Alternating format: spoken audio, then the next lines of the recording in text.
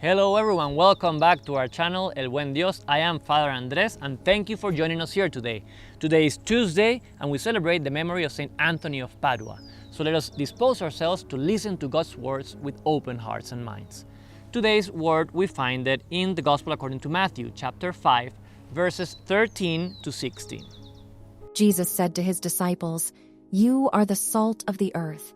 But if salt loses its taste, with what can it be seasoned? It is no longer good for anything but to be thrown out and trampled underfoot. You are the light of the world. A city set on a mountain cannot be hidden, nor do they light a lamp and then put it under a bushel basket.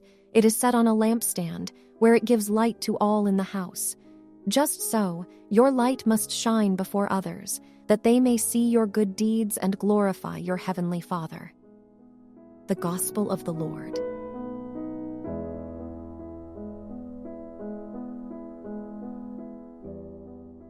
Today, St. Matthew reminds us of those words Jesus said regarding our mission as Christians on this earth, to be salt and the light of the world.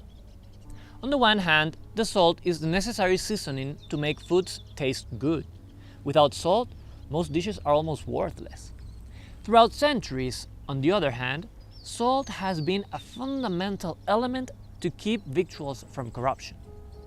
Jesus tells us, "You must be the salt of the world, and like the salt, you are to be tasty and avoid corruption."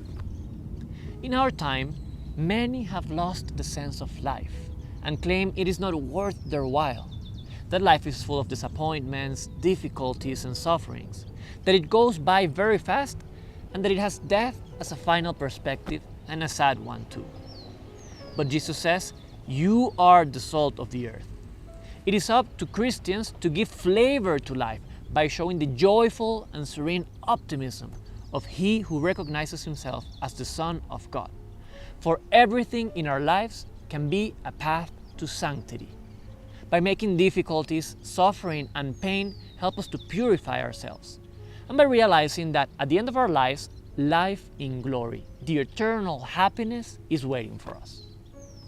And also, as the salt does, Christ's disciples must preserve from corruption. Where there are Christians with living faith, there cannot be injustice, violence, ill treatment of the weak ones. Rather, on the contrary, the virtue of charity must shine in full force, worrying for others, solidarity, generosity. And thus, Christians are the light of the world. A Christian is a torch that, with the example of his life, shows the path to salvation by bringing the light of truth everywhere in the world. Where before there was only darkness, uncertainty, and doubts, now there is light, certainty, and self-confidence. A life, a certainty, and a self-confidence that only comes from Christ, who never takes away anything but gives us everything. So let's go forth today and shine through the world, giving flavor of our Christian mission on this earth. God bless you all.